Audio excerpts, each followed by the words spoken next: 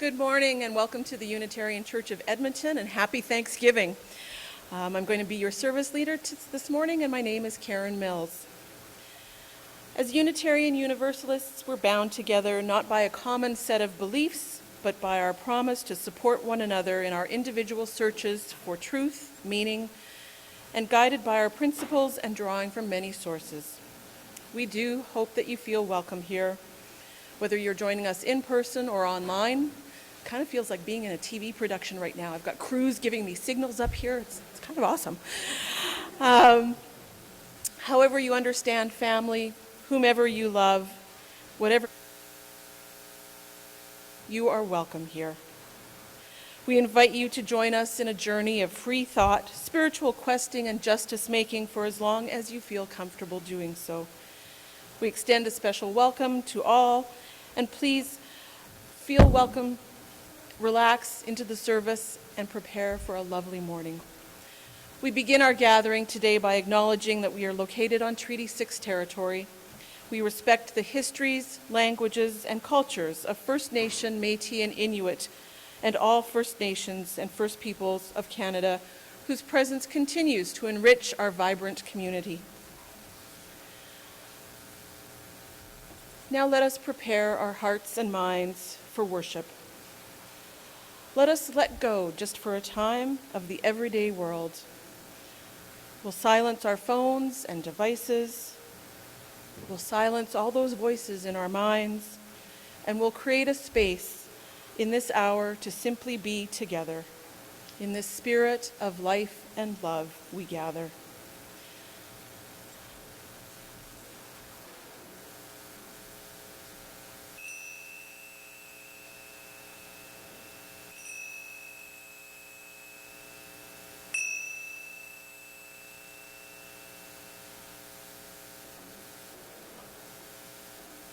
In order to focus ourselves for the service, I invite you to enjoy a prelude.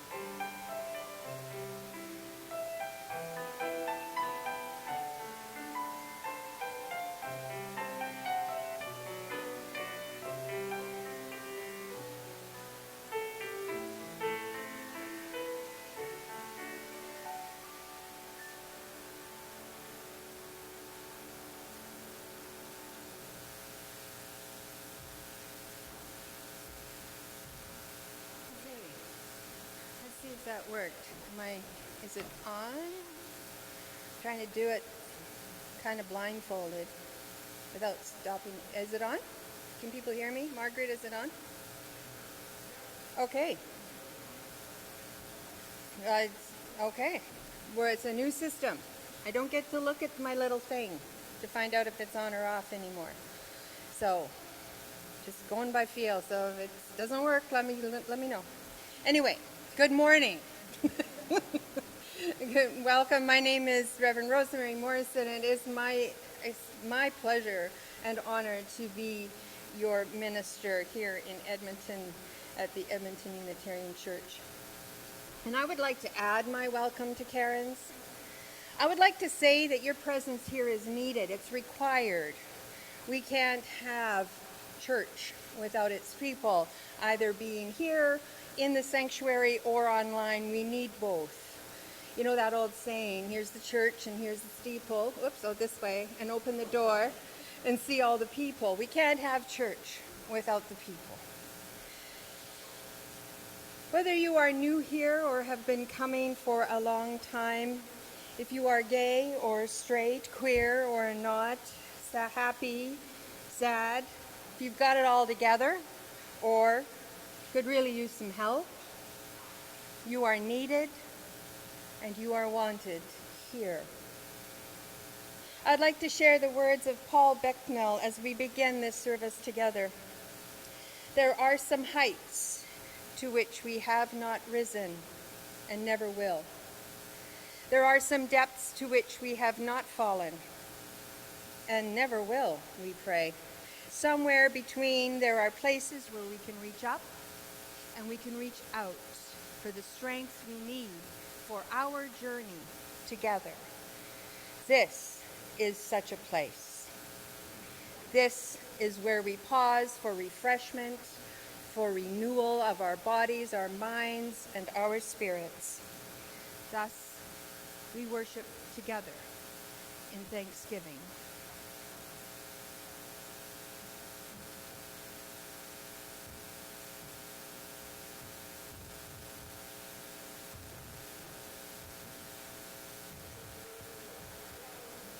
We'll have the words of Katie Gelfand. We light our chalice as a symbol of gratitude as we celebrate the abundance of our lives together. In this sanctuary, we harvest bushels of strength for one another and offer our crop with the hands of and generosity.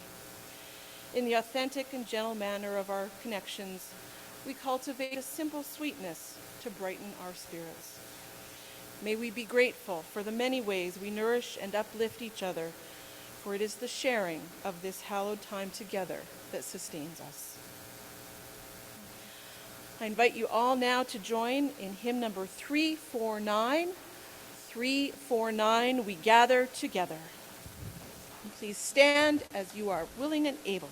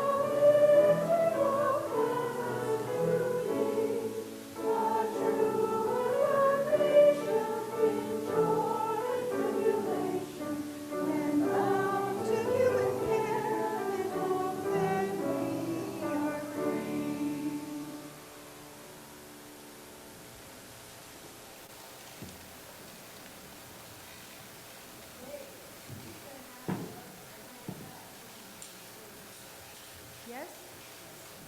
Okay, there we go. All right. Children's story, or Time for All Ages, is called My Two Blankets. Moving is hard. Friends make it easier, by Irena Kobold and Freya Blackwood.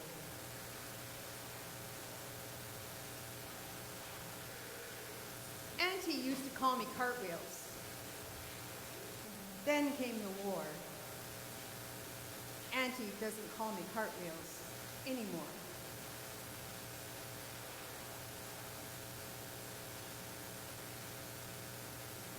We came to this country to be safe. everything was strange. The people were strange. The food was strange. The animals and the plants were strange. Even the wind felt strange. Nobody spoke like we did. When I went out, it was like standing under a waterfall of strange sounds. The waterfall was cold. It made me feel alone. I felt like I wasn't me anymore. When I was home, I wrapped myself in a blanket of my own words and my own sounds. I called it my old blanket. My old blanket was warm. It was soft. It covered me all over. It made me feel safe. Sometimes I didn't want to go out. I wanted to stay under my blanket, my old blanket, forever. One day in the park, a girl smiled at me and waved. I wanted to smile back, but I was really scared. I kept walking with Auntie. When I looked back, the girl waved again. Next time we went to the park, I looked for the girl. She wasn't there. Okay, the people online are not going to be able to see this if I don't get that page to stop flopping around. Okay. We went back 3 times before I saw the girl again. She waved and smiled, and I felt warm inside. The girl came up to us and said something. Her words were strange. It was like being stuck under the cold waterfall. But the girl kept smiling, and she took me to the swings. I got on, and she pushed me higher and higher, and I wanted to laugh. I wanted to tell her how glad I was that we were friends. But I didn't know how. When I went home, I hid under my old blanket. I wondered if I would always feel sad. I wondered if I would ever feel like me again. The next time I saw the girl, she brought words for me. She made me say them over and over. Every time I met the girl, she brought more words. Some of the words were hard, and some of them were easy. Sometimes I sounded funny, and we laughed. Sometimes I felt silly, and I wanted to cry. At night, when I lay in bed, under the old blanket, I whispered the new words again and again. Soon they didn't sound so cold and sharp anymore. They started to sound warm and soft. I was weaving a new blanket.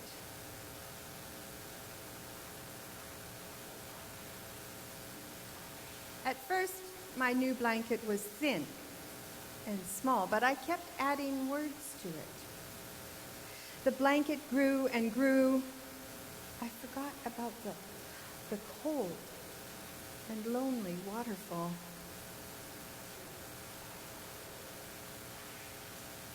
My new blanket grew just as warm and comfortable as my old blanket. And now, no matter which blanket I use,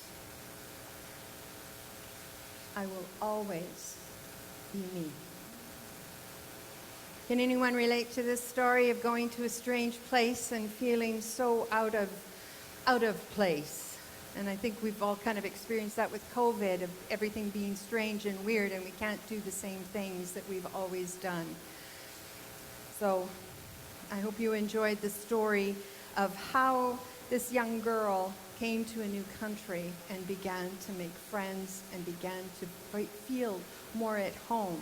And I think that one of the things I like about this story is that it might feel this way for a newcomer that comes into church for the first time. And we need to help that person weave a new blanket, a blanket of warmth, whether it's with words or welcome, of camaraderie, of inviting them for a walk or whatever. So just keep that in mind, this story of newness when we have newcomers come into our midst, either online or in person, that people need help to feel like they can engage and feel at home. Thank you.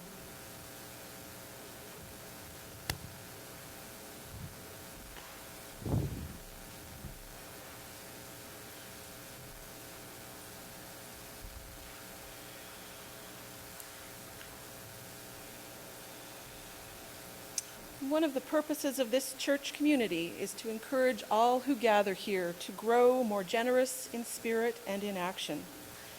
And in addition to supporting this community, we also make a monthly commitment to the wider community. And today, the sharing of our abundance will be shared with Child Haven, an amazing organization started and still maintained by Fred and Bonnie Cappuccino, modeled through their own life of having 19 children, most of them adopted, and beginning orphanages and child care centers in a multitude of places throughout India and surrounding area. And they do just astounding work. And I know many of you have participated in the Child Haven banquets, which are always such a fun celebration. And so we would invite you to remember them in your giving. And for the people online, you'll have the information on your slide. For the people here, you can go home and look up Child Haven and participate, and they take any kinds of donations and are very grateful for them. And we have our collection plates at the exits, so as you leave, you can contribute that way as well. And I would invite you now to join me in singing from this, or From You I Receive.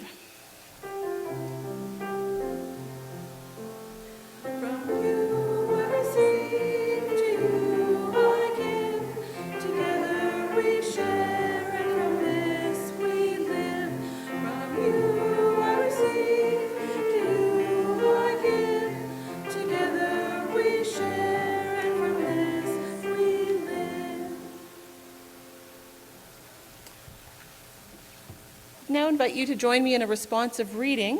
It's number 512 in your hardcover hymnal, or for those of you on screen, it will appear right before you. I'll read the regular text and invite you to join with the italicized text. Again, that's 512.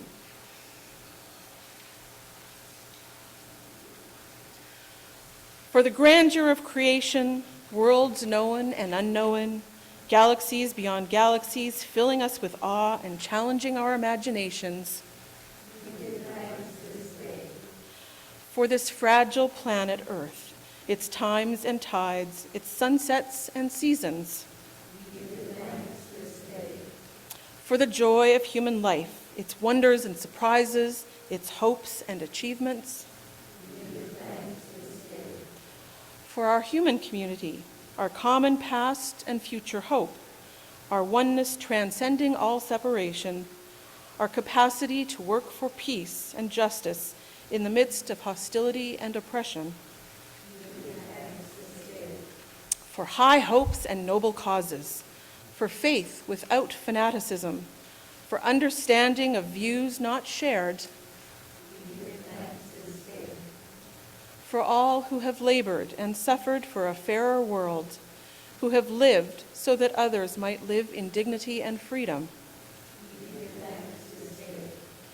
For human liberty and sacred rights, for opportunities to change and grow, to affirm and choose.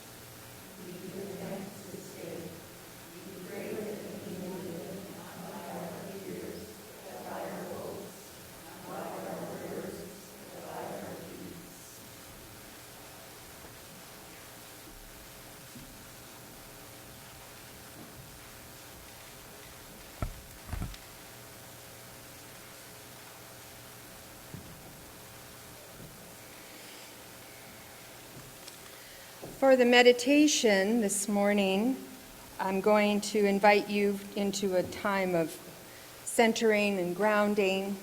And then I'm going to read a poem by David White called Start Close In. I'm going to read it twice with a short break in the middle.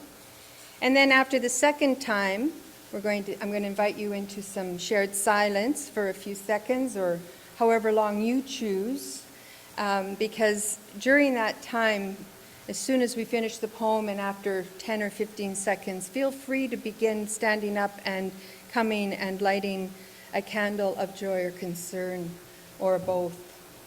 Okay? All right, so I invite you to just take a moment and take a couple of deep breaths and feel yourself being supported by the chair, by the bed, by the couch, by the floor, whatever it is that you are on, and sink into it. Let your body move deeply into whatever it is that is supporting you. And then I invite you to turn your attention to your breath, noticing how it fills your lungs, and as it does so, your chest rises, and as you let go, it goes back down. I invite you to think about bringing life and all good things in as you breathe in, and letting go of all that you do no longer need as you breathe out.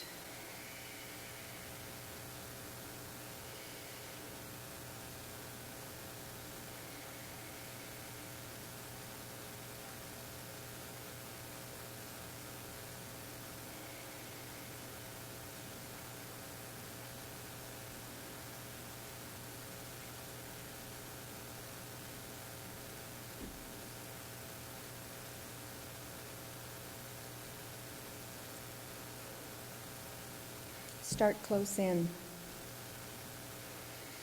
Start close in. Don't take the second step or the third. Start with the first thing, close in. The step you don't want to take. Start with the ground you know, the pale ground beneath your feet, your own way to begin the conversation. Start with your own question. Give up on other people's questions. Don't let them smother something simple. To hear another's voice, follow your own voice. Wait until that voice becomes an intimate, private ear that can really listen to another. Start right now. Take a small step you can that you can call your own. Don't follow someone else's heroics. Be humble and focus. Start close in. Don't make that other mistake for your own. Start close in. Don't take the second step or the third. Start with the first thing. Close in. The step you don't want to take.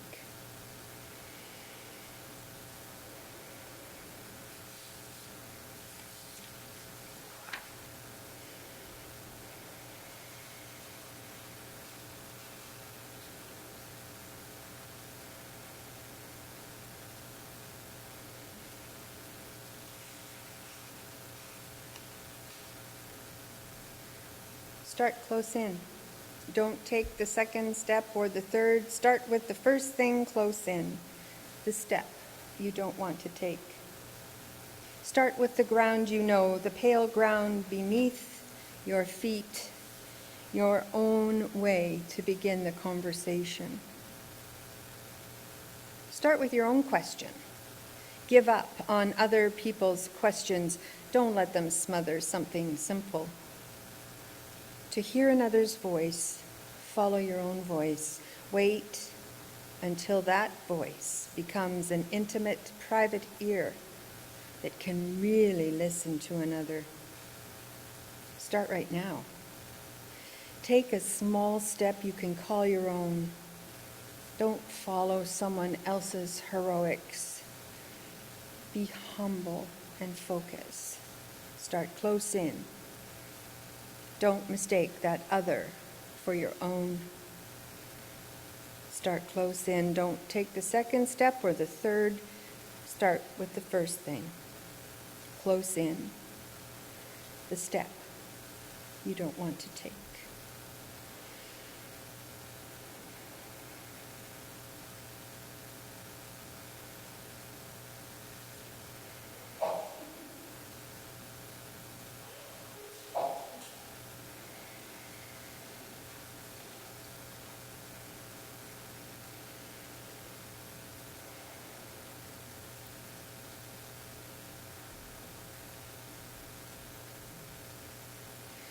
And anytime you are ready and wish to light a candle, please come forward and do so.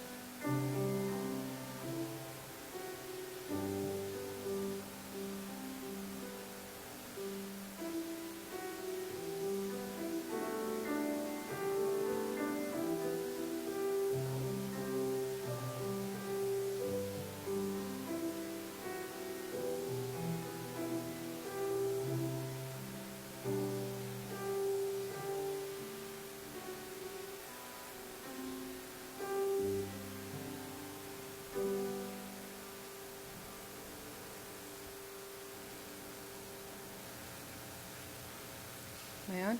Okay.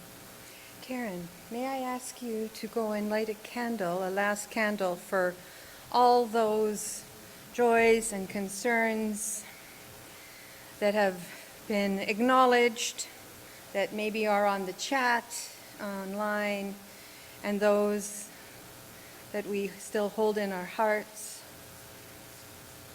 perhaps even unknowingly yet hidden from us. Thank you.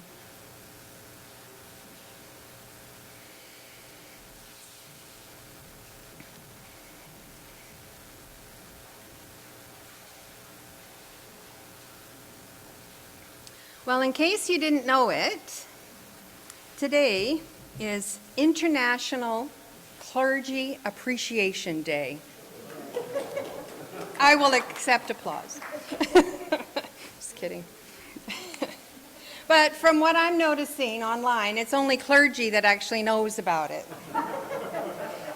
So Reverend Dr. Susan Frederick Gray, the president of the UUA, she put out a lovely little message to all the ministers and brought tears to my eyes, but I was thinking, does anybody other than ministers know about this? So in honor of this auspicious occasion, I would like to read to you a description of the perfect minister. The perfect minister is 26 years old and draws upon 30 years of ministerial experience. Gives sermons that are thoroughly researched, intellectually challenging, practical, and leaves you so touched you are in tears. Condemns injustice, but never hurts anyone's feelings.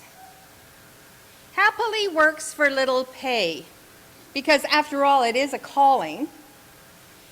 And this minister, perfect minister, works with little pay, wears professional clothes, maintains an extensive library, drives a very nice car, and tithes 10% to the church, and another 10% to Habitat for Humanity.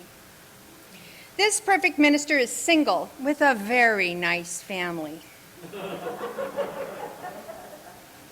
This minister is a humanist theist with Buddhist and pagan influences most of the week, reverting to Christian and Hindu practices on the weekend. This perfect minister will meet with committees, congregants, and community leaders on any day of the week, morning, noon, and evening, has great boundaries, and nurtures their own self-care. This perfect minister smiles all the time with a straight face, using a sense of humor to be seriously dedicated to church work. Makes 15 calls a day on church members, spends all spare time recruiting new members, and is never out of the office. A little bit of a hard job description to find someone to fill that one. Anyways, but not only is it Clergy Appreciation Day, it's also Thanksgiving. And what a glorious weekend it was yesterday. It rained today, but yesterday was a glorious day. And I'm hoping it clears up today. And so I hope you've all had a chance for a little walk to enjoy the fall colors and maybe looking forward to some good food.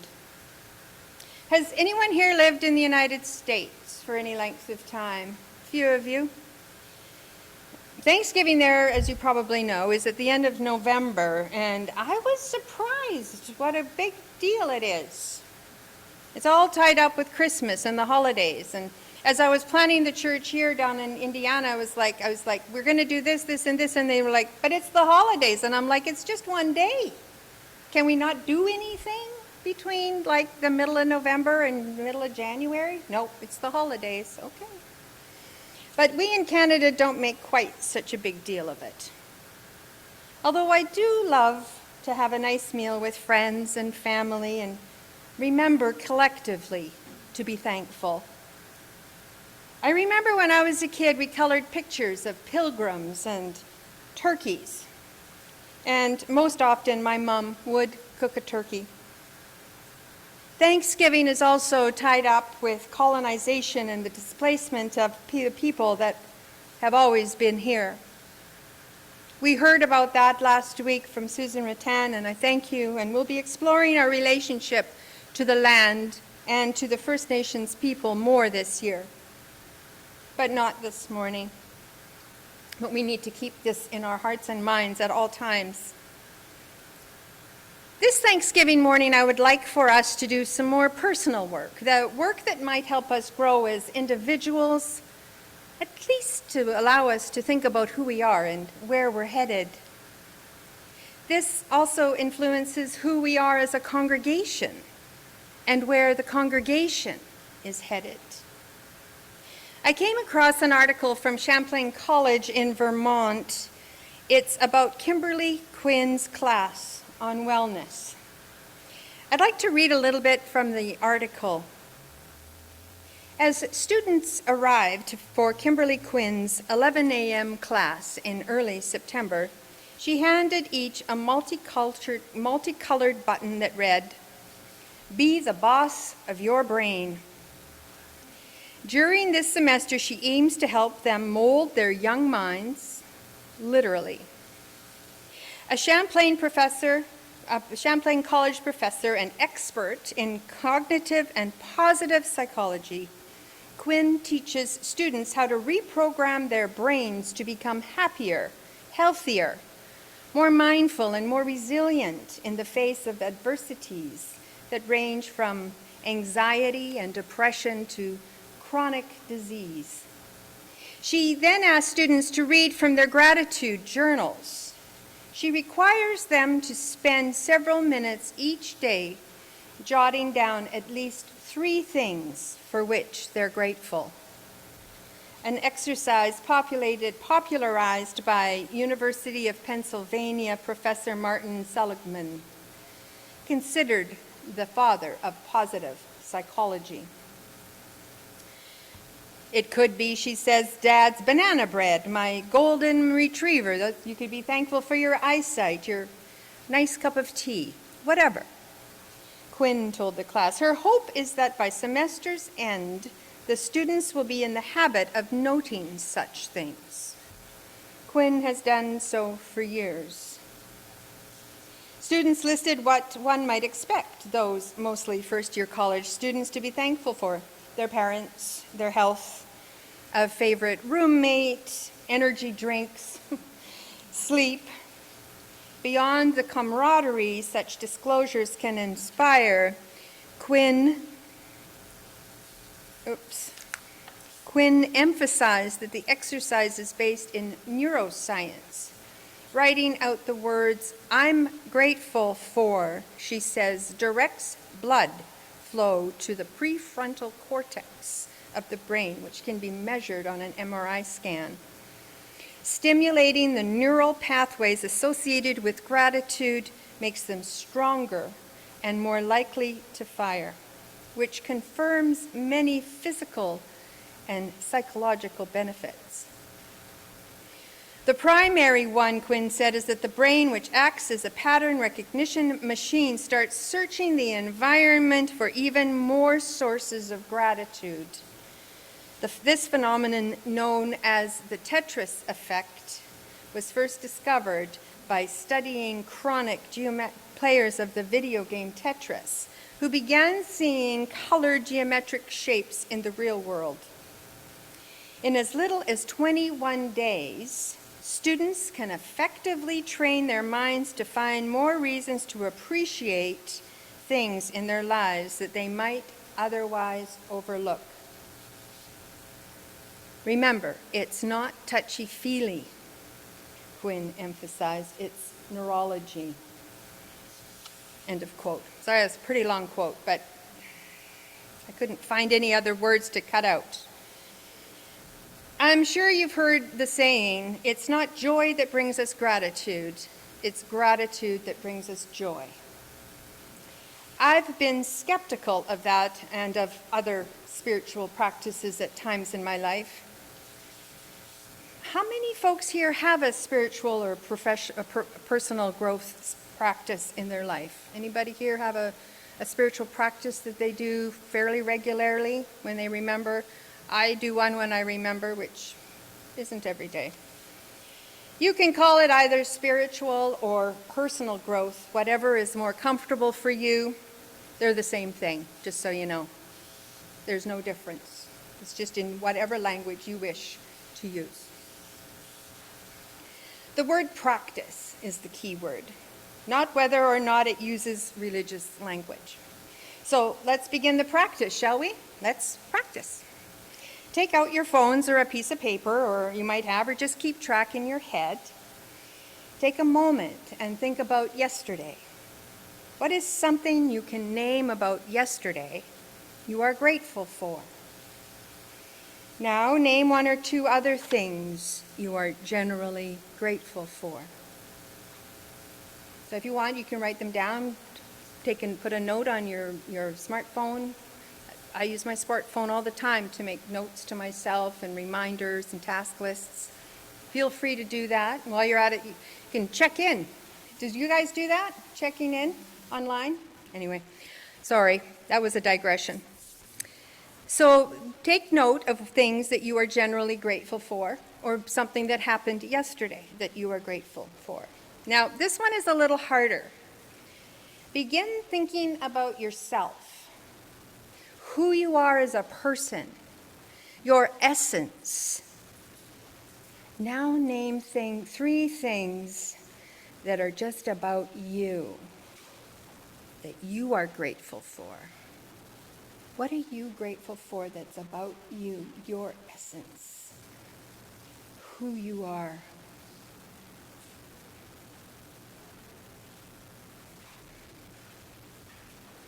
Now, if you're willing and able, and if you're online on the chat, you could put some of those things in the chat if you wish.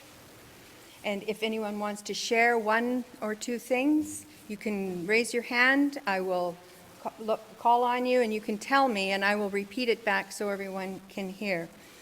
I'm looking for a couple of people to be brave enough, vulnerable enough to tell me one thing that they're grateful for. Anyone? Ruth. Ruth says her health. Anyone else? Maria? Beginning to understand her own brain. Amen to that. Me too. I don't know your name. What's your name? Hi, Laura.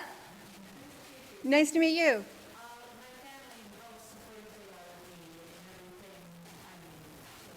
Alara is thankful for her family and the support that they give her and everything they need. One more? Last one? Sylvia. Oh, bless you. Thank you. Aw, it really is Clergy Appreciation Day. I'm so happy. Thank you.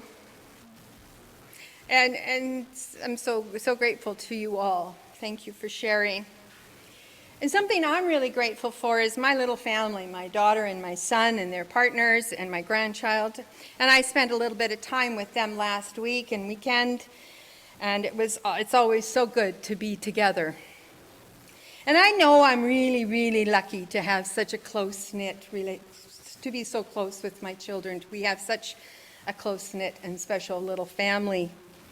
But it wasn't always so easy. We had to have some really tough conversations together to figure out who and what we wanted to be.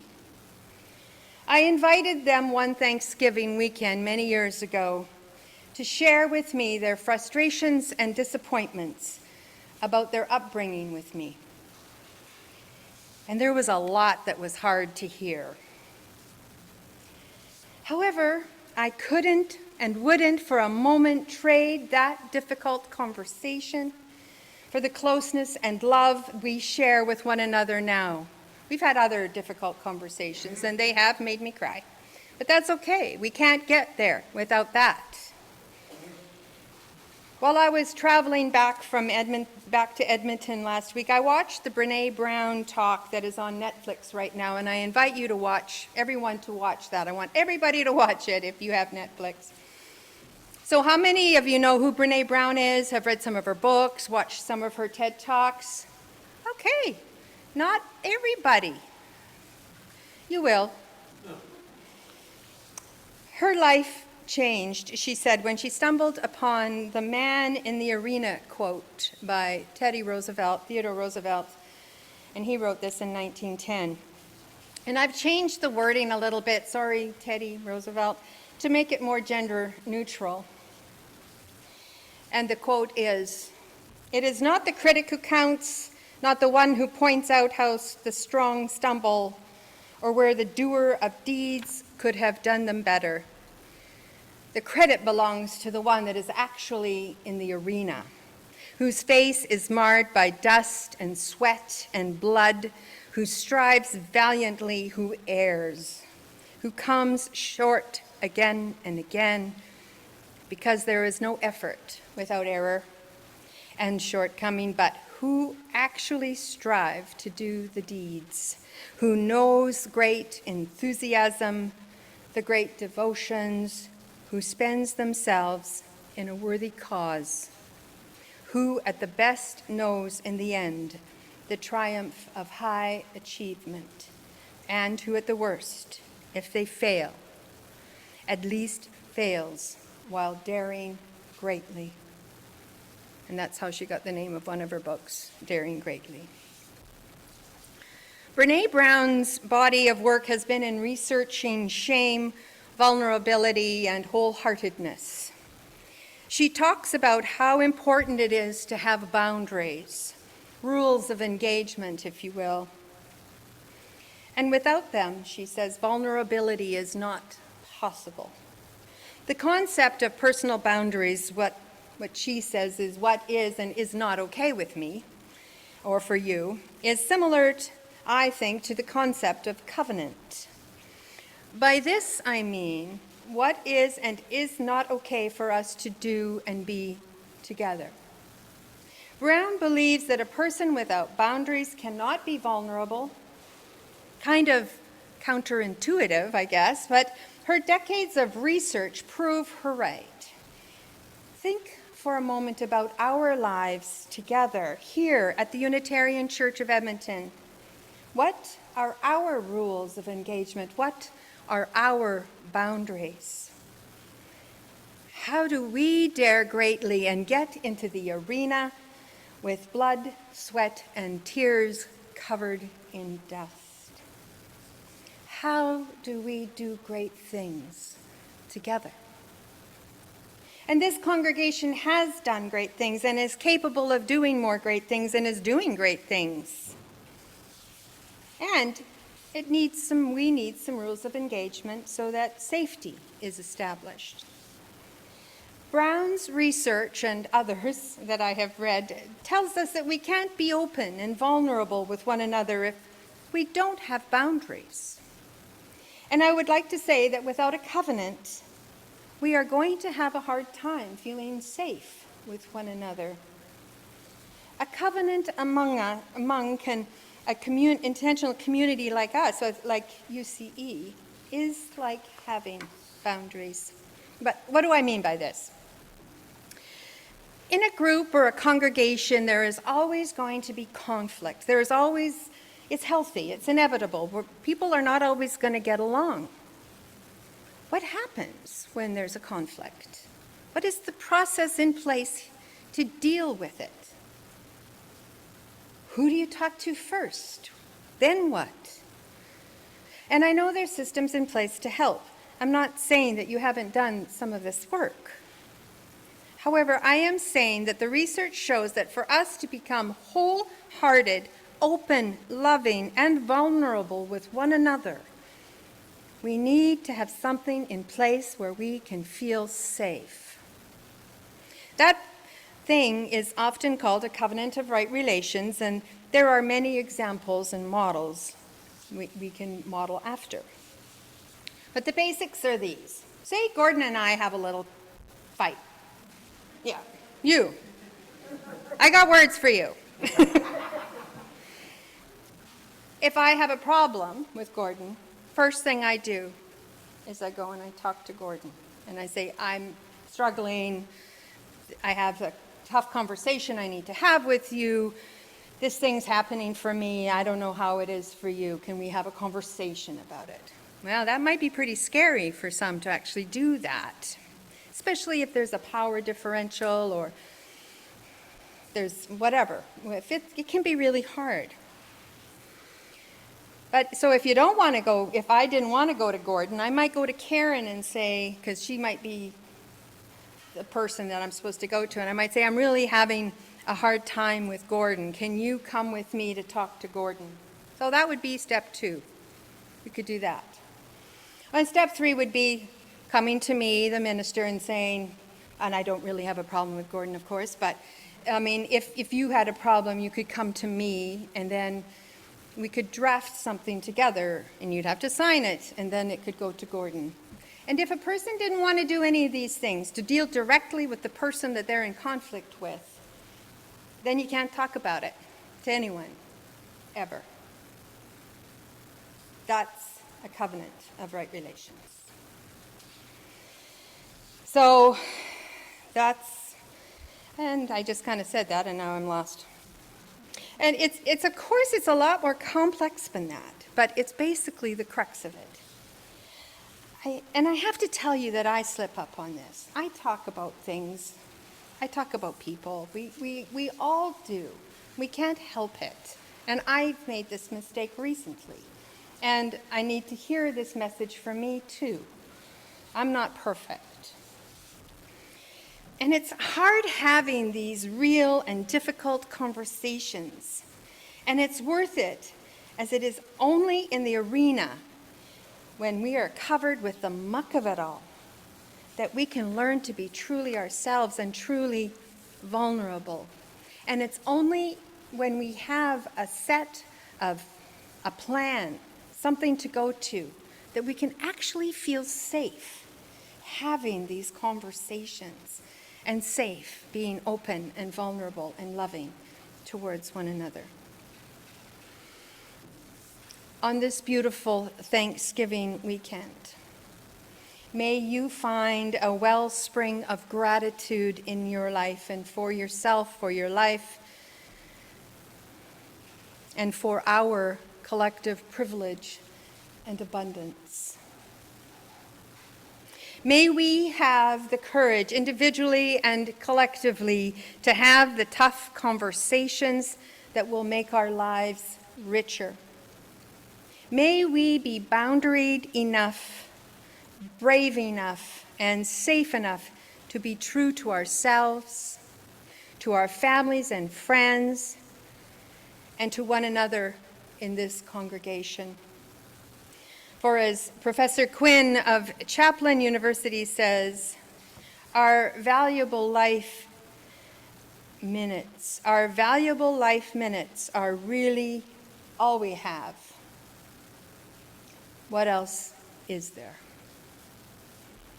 So may it be, and blessed be. I would like to invite you now to take a breath,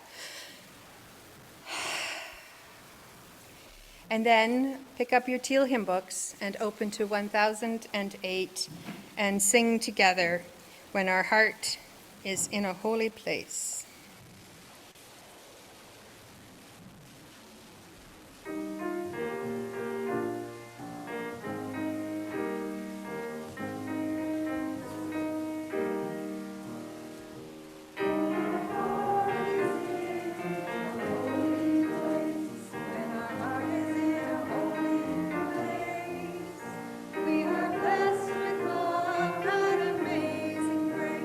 When our heart is in a holy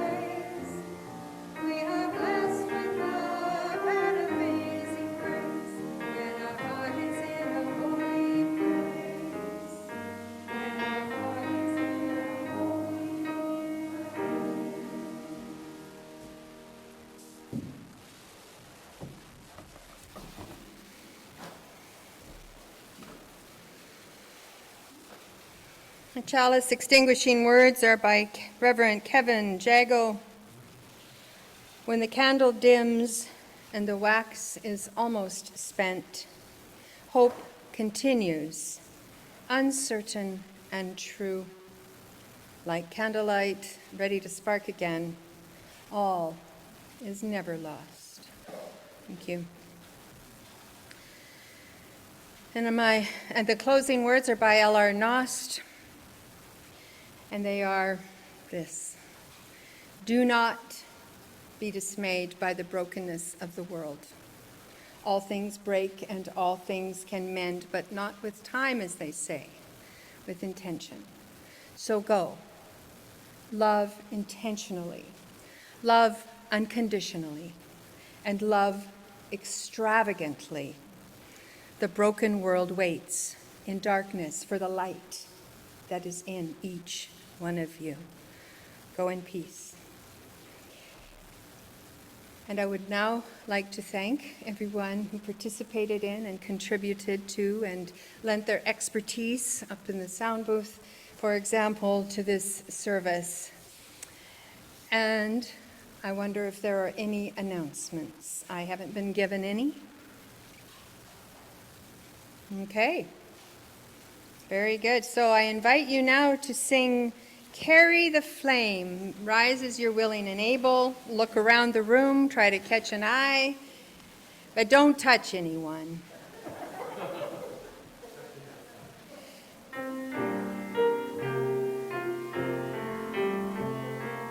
Carry the flame of peace and love until we meet again. Carry the flame of peace and love until we meet again. Go in peace, gentle people. Go in peace. Thank you.